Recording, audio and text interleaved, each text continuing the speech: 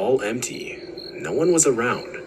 Just then, my eyes went to the third-floor window of the nearby building. A frail old woman was standing in front of the window looking directly at me.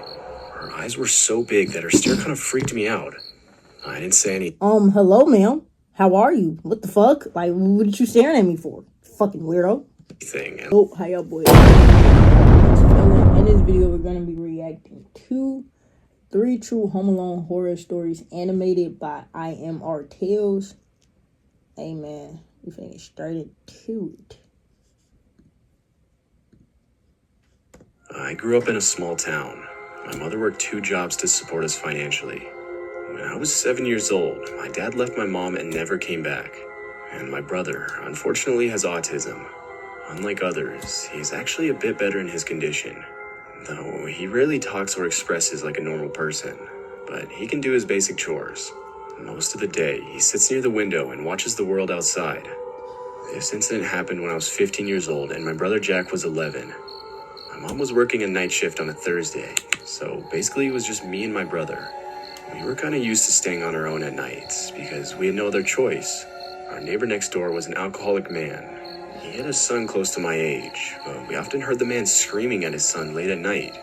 This particular night, I was sitting in our living room and watching TV. My brother was upstairs, lying on his bed. Suddenly, I heard huge chaos outside. I opened the door and saw 3 or 4 people had gathered in front of our neighbor's house. Within 5 to 7 minutes, a cop arrived. They sealed the entire house within seconds. Paramedics even came out and took a body on a stretcher. And behind them, I saw the father getting into an ambulance with a bleeding head. Did he hit his son and beat his ass so bad that they had to call the police on him? At first, I couldn't understand what was going on. But after hearing the conversations of the people gathering in front of the scene, it gave me a clear idea of what just happened. The father reported to 911 saying a homeless man broke into their house and tried to rob them. He hit the father with a baseball bat and badly injured him. As the father was already drunk, he fell to the floor in terrible pain. The father saw the son rushing towards the man to stop him.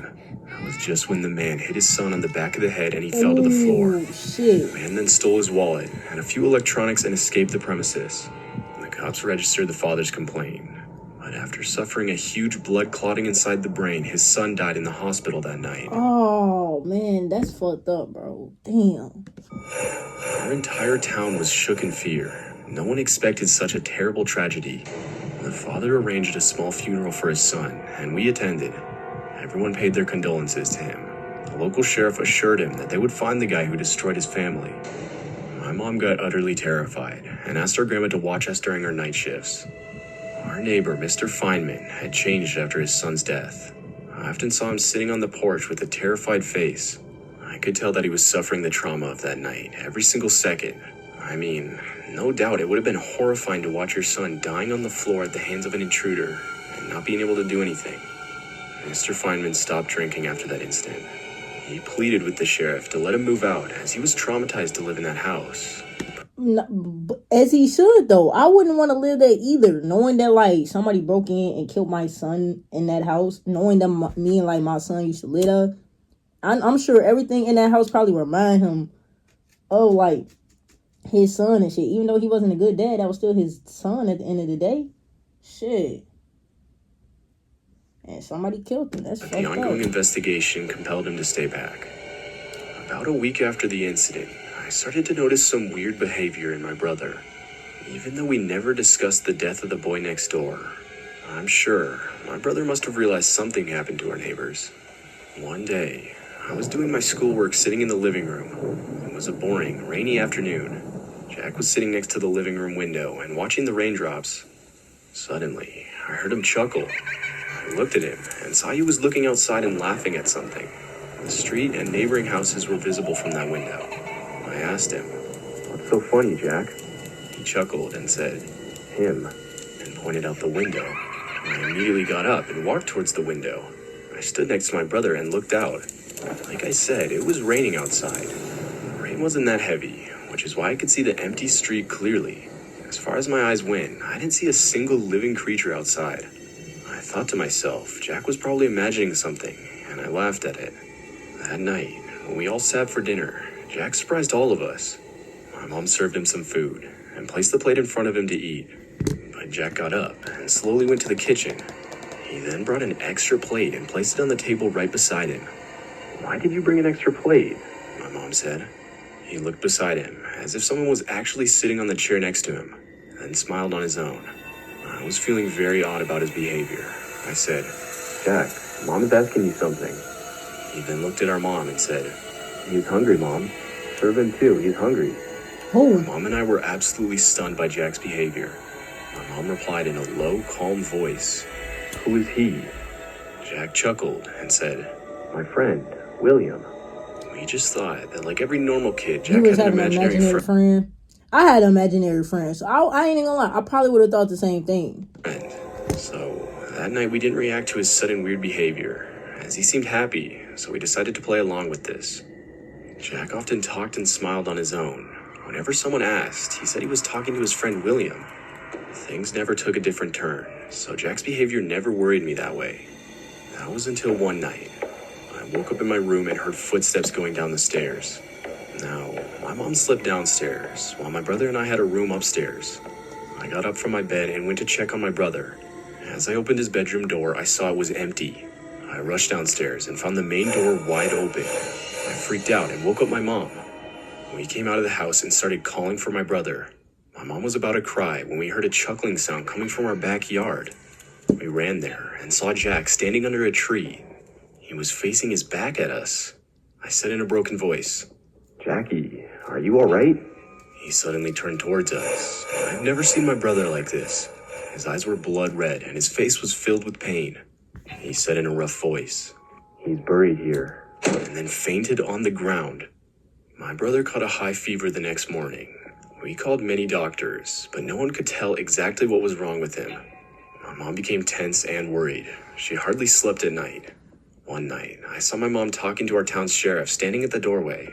After the sheriff left, I asked my mom what he was saying. My mom replied that the sheriff was going to close the next-door neighbor's case file. They investigated a lot, but couldn't get a hold of the intruder who broke into their house that night. Suddenly, my eyes widened. I asked my mom, Mom, what was the name of Mr. Feynman's son?" William. She replied, I think it was William. Why do you ask?" My head started to throb in fear. Is this possible?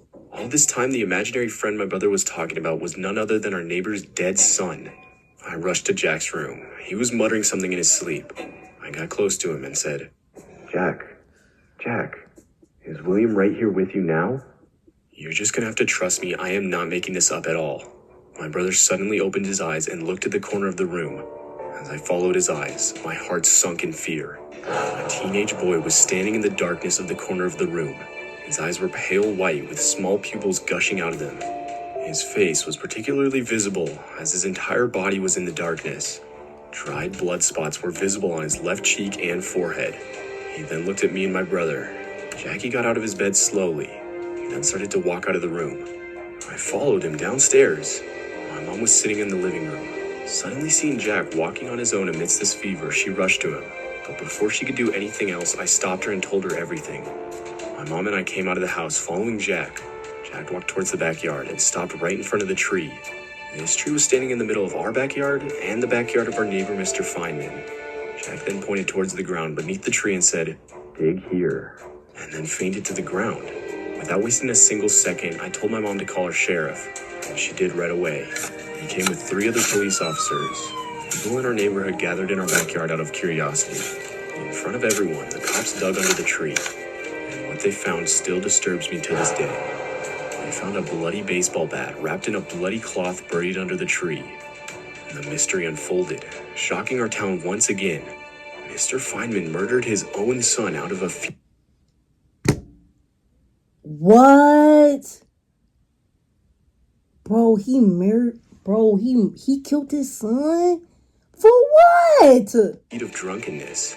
But to save himself from the law, he decided to make up the entire story of the robbery. He injured himself, willing to make the situation more believable, and even secretly buried the murder weapon. Wow. And that's why folks wanted to stop drinking, and that's why the folks wanted to skip town. I don't know if it was eating him alive or he just didn't want to get caught, but either way, that's fucking crazy. My whole thing is, though, how is this a Home Alone story? This very much seemed like your mama is here. Without the murder weapon, no cops would have ever caught this man. That must have been why he wanted to move out so bad. Hell yeah, that's why he wanted to Cops skip arrested town him so that bad. day and took him into custody. Surprisingly, my brother Jack got completely better the very next day. We still live in that house, and I believe William has finally been able to rest in peace. Creating custom clothing with Still tap living stitch in the is house simple. is crazy. I wouldn't Start move. by choosing a I garment. just then don't want click to even be Design surrounded Now. by nothing like that. I just wouldn't move. That's just me personally, though. Me and my family just recently moved to our new house. My dad bought it in an auction. The house was actually better than any of the previous ones we had lived in. It had a big pool in the backside, and a small garden beside the pool, too. There was a big tree in the garden which grew scented yellow flowers. The backside is probably the only reason why I agreed to move into the house. The house was also close to my school, hence my parents were happy about the safety measures. Both of my parents traveled a lot, so I got accustomed to staying alone in the house from quite a young age. We had tight securities and alarms all around this new house too. There was no way anyone could break in without setting off the alarm, so I had nothing to worry about. At the back of the house, there stood an old 3-story apartment. I would always see people on the first and second floor, but the third floor felt like no one stayed there. The third story's bedroom windows faced directly at the backside of our house. It was a calm and quiet place, so I kind of liked chilling in my house while my parents were on tour. One weekend, my parents were off to visit my sick aunt in LA. I stayed back home like usual. It was a Saturday night, and all my friends wanted to hang out at one of my other friends' house. I promised my parents not to stay out late, so after a couple of beers, I came back home. It was 9 p.m., and I wasn't feeling sleepy at all. I went upstairs and got in my bathing suit to go for a swim in the pool. It was a hot summer night. I poured myself a glass of fresh orange juice and put on some music. I swam for some time, and then I drank my juice lying on my pool raft. I must have fallen asleep. I heard Falling asleep outside is insane.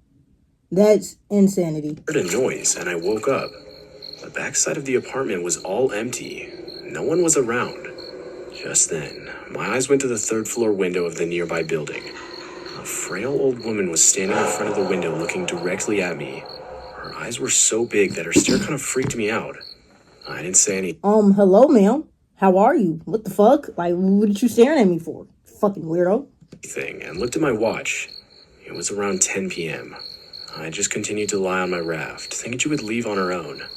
After a couple of minutes, when I looked back, she wasn't there on the window.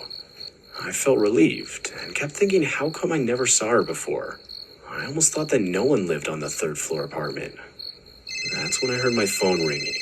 It was inside the house, so I got up out of the pool thinking it was my parents calling. I was just about to step inside when I heard a voice coming from behind me. I froze. It was an old woman's voice. I slowly turned back. You froze. I would have ran immediately inside of my house and locked the door.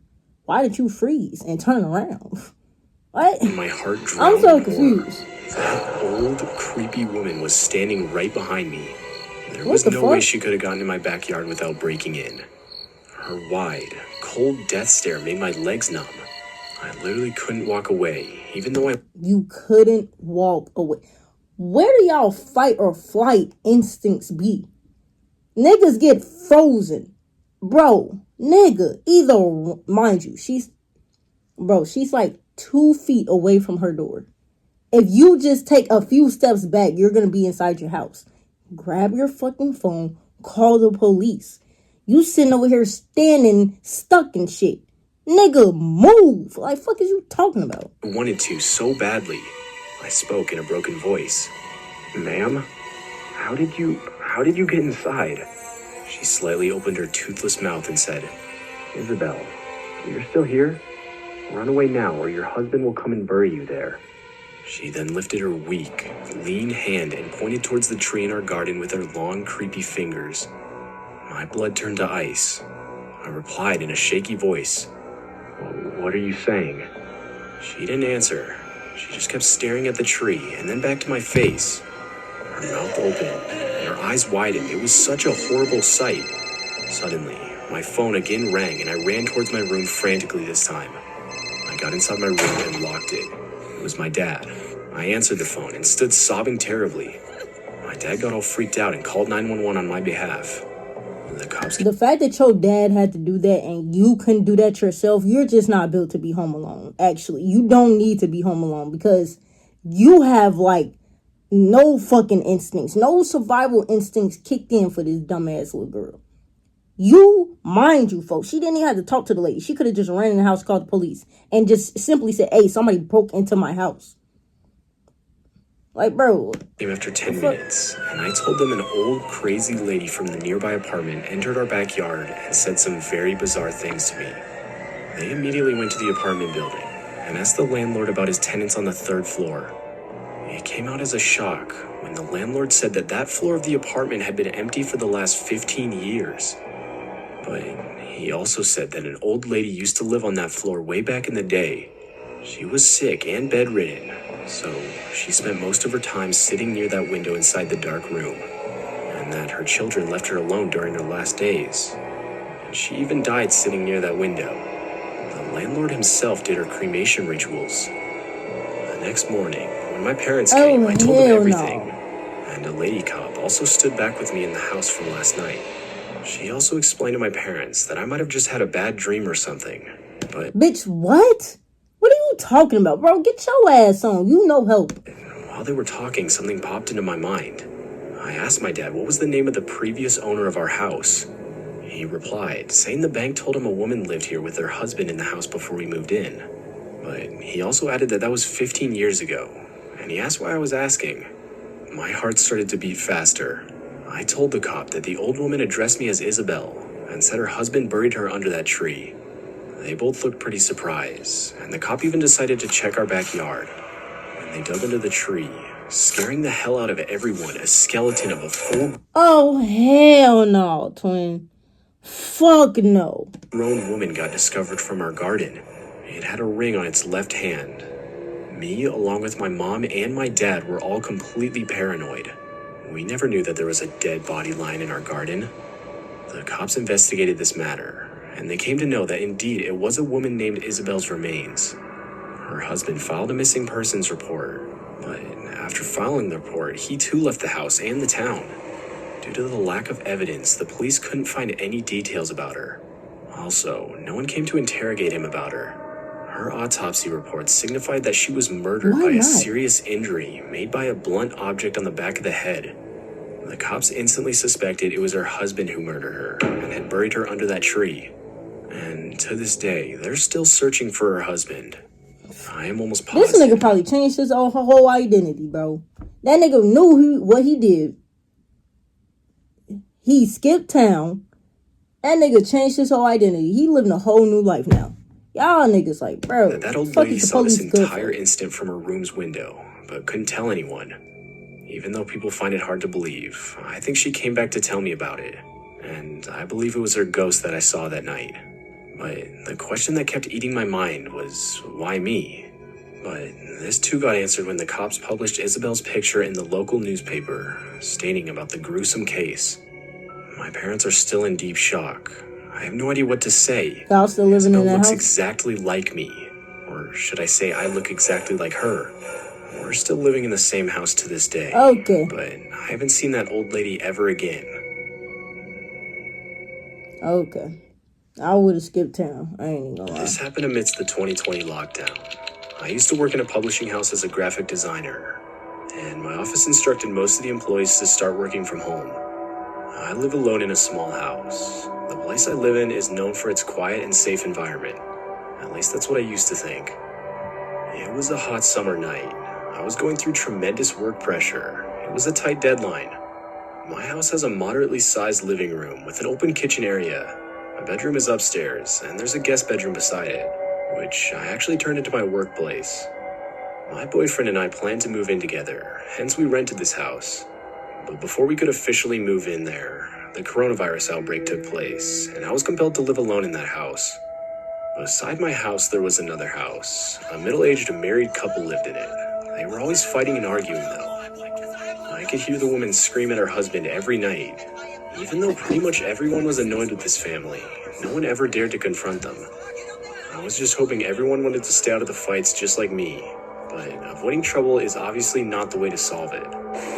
It It was a Saturday night, and I was talking to my boyfriend sitting in my living room.